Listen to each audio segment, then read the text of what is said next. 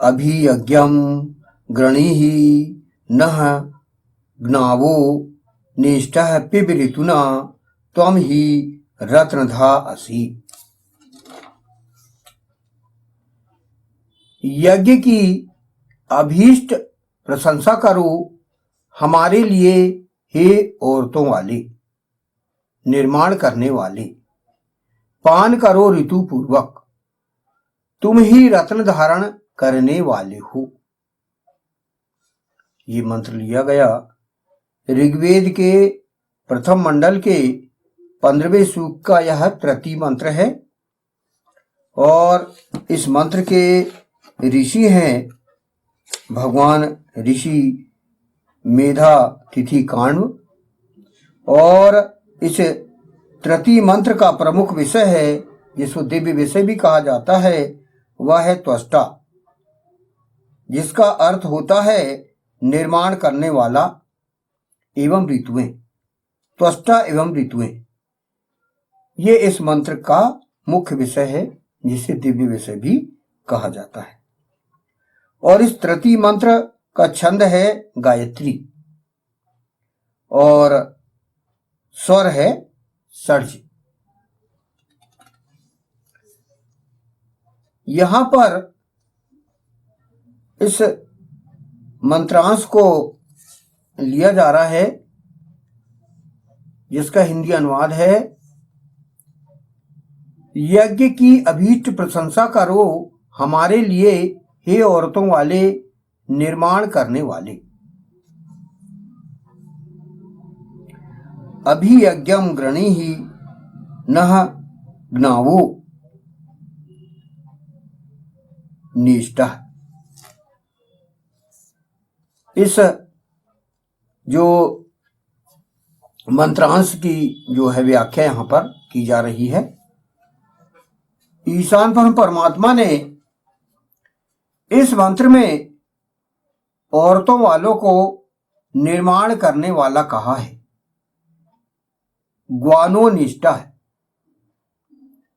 अन्यत्र वेद में औरतों को सा विश्वायु सा विश्वकर्मा सा विश्वधाया, वह अर्थात औरत विश्व की आयु, विश्व के समस्त कर्म करने वाली विश्वकर्मा तथा विश्व को धारण करने वाली विश्वधाया या है, जो कि यजुर्वेद के प्रथम अध्याय के चतुर्थ मंत्र में कहा गया है।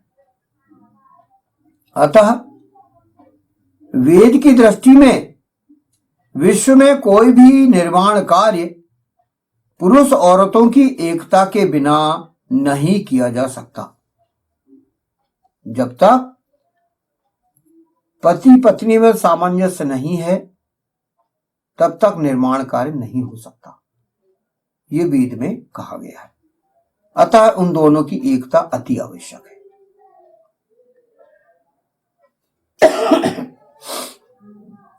विश्व की न्यूनतम इकाई एक जैविक परिवार होता है।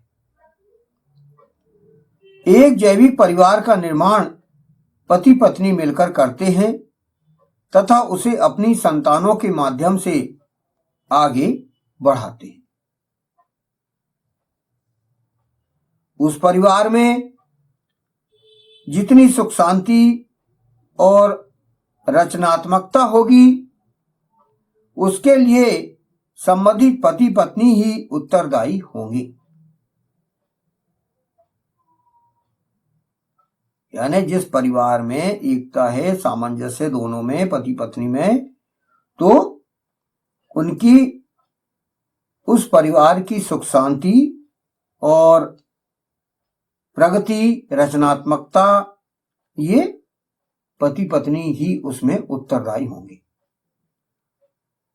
यदि प्रत्येक जैविक परिवार में सुख शांति हो, तो विश्व के सुखमय होने में कोई समय नहीं लगेगा।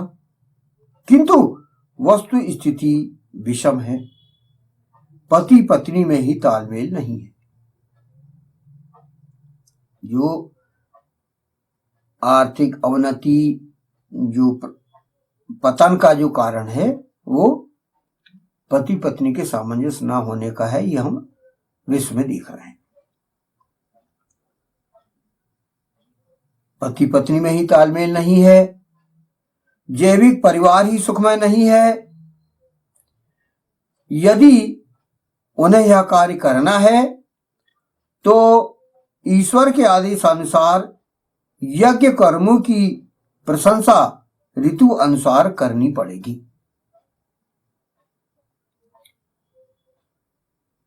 यज्ञ को सही ढंग से समझा जाना आवश्यक है। तो यहां पर मंत्रांश में बोला गया है, यज्ञ की अभीष्ट प्रशंसा करो हमारे लिए। यज्ञ की अभीष्ट प्रशंसा, यज्ञ क्या होता है?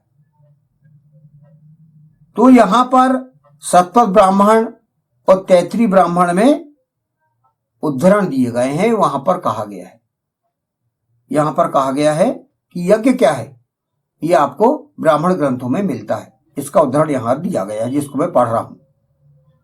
यज्ञो वही श्रेष्ठतम कर्म, यज्ञ का तात्पर्य श्रेष्ठतम कर्म है। यह सतपथ ब्राह्मण के 1715 ये श्लोक में कहा गया है। फिर तैतृय ब्राह्मण में कहा गया है, यज्ञो ही श्रेष्ठतम कर्म, श्रेष्ठतम कर्म ही यज्ञ है। तैतृय ब्राह्मण 3:2:1 चौथा श्लोक। तो यहां कहा गया कि यज्ञ क्या है? यज्ञ होते हैं श्रेष्ठतम कर्म, और श्रेष्ठतम कर्म ही यज्ञ हैं। ये सतपथ ब्राह्मण और तैतृय ब्राह्मण में ये आपको बता दिए गए।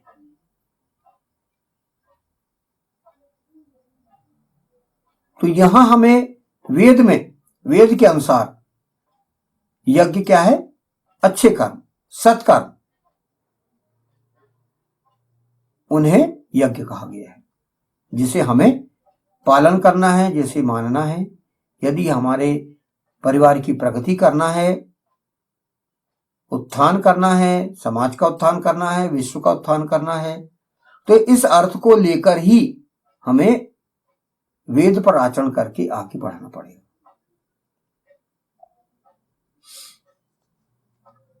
फिर कहा गया है अगला फुटनोट में, पान करो ऋतु पूर्वक, तुम ही रत्न धारण करने वाले हो। इसकी व्याख्या या इसका मंत्रांश यहां पर कहा गया है, पान करो अर्थात पिब ऋतुना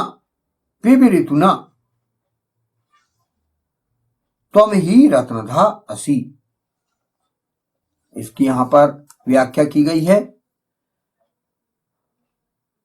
ऋतु पूर्वक दाम्पत्य कर्म करते हुए अपने दाम्पत्य जीवन को सुखमय और सुरक्षित बनाए रखते हुए सारे श्रेष्ठतम कर्म निर्माण कार्य संपन्न कर सकते हैं। इस हेतु धन की आवश्यकता भी उनके मार्ग में रुकावट नहीं बन सकती,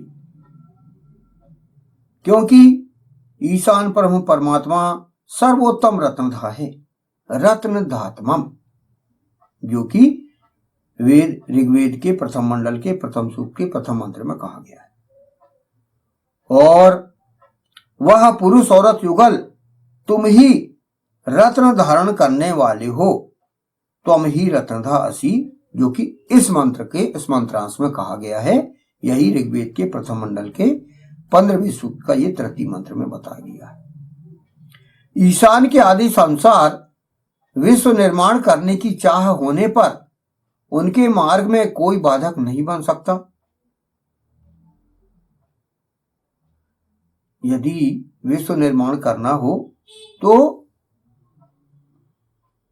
आपको निर्माण करना हो तो आप ही प्रयास कर सकते हो, आप ही सत्कर्म कर सकते हो, जो कि यज्ञ कहा गया जिन्हें। यहां पर आगे कहा गया है वेद में, और आपवस्प सहस्रम रईम सोम सुवीर्यम अस्मे श्रमांसी धारय और पवित्र करो सहस्त्रों औरतों को, धन को, हे हमारे शांत सौम्य प्रजनन कर्म करने वाले सुंदर वीर को। हमारे लिए वीर श्राव, ज्ञान, यश और धन धारण कराओ। ये ऋग्वेद के नवम मंडल के 63वें सूक्त का प्रथम मंत्र में कहा गया है। अतः यदि पुरुष औरत युगल जैविक परिवार यह निश्चित कर ले कि उन्हें अपना परिवार, समाज और विश्व का निर्माण करना है, तो यह कार्य होने से कोई नहीं रोक सकता। आपकी इच्छा के ऊपर है, आप क्या चाहते। सब हमारी इच्छा शक्ति पर ही आधारित है। हम चाहते क्या हैं। हम यदि स्थायी उत्थान चाहते हैं तो ये इस मंत्र में जो कहा गया है उसके अनुसार हमें चलना होगा। यज्ञ की अभीच प्रशंसा करो हमारे लिए, हे औरतों वाले निर्माण वाले। जो हम निर्माण करना चाहते हैं, यदि हम उत्थान करना चाहते हैं तो यज्ञ की अभीच प्रशंसा करना होगा हमें। यज्ञ वही श्रेष्ठतम कर्म। ये सीखी यहां उदाहरण दिया गया सतपथ ब्राह्मण और 33 ब्राह्मण में। फिर आपको ये जो सत्कर्म है, यज्ञ कर्म है, ऋतु पूर्वक पान करना है, ऋतु पूर्वक आपको धारण करना है, आपको सत्कर्म करना है समय समय पर। जिस समय के लिए आपको मिला है, जब आपको वेद के समय अनुसार आपको व्यस्त रहते हुए आपको वेदाचरण करना है। और तुम ही धारण करने वाले हो। रत्न धारण मतलब हम यदि अभीष्ट पूर्वक यज्ञ की प्रशंसा करते हैं, यज्ञ को धारण करते हैं, पान करते हैं ऋतु पूर्वक, तो हम जो अर्थ संपन्न होने की इच्छा है, रत्न धारण होने की इच्छा है, वो आपको तत्काल मिल जाएगी। यदि वेद अनुसार हम चलेंगे, सृष्टि के नियम के अनुसार हम चलेंगे, तो ये उपलब्धि आपको प्राप्त होगी। ये आवश्यक है। तो यहां पर इस मंत्र का भाष्य यहीं पर समाप्त होता है। यज्ञ की अभीच प्रशंसा करो हमारे लिए, हे औरतों वाले निर्माण करने वाले, पान करो ऋतु पूर्वक, तुम ही रत्न धारण करने वाले हो।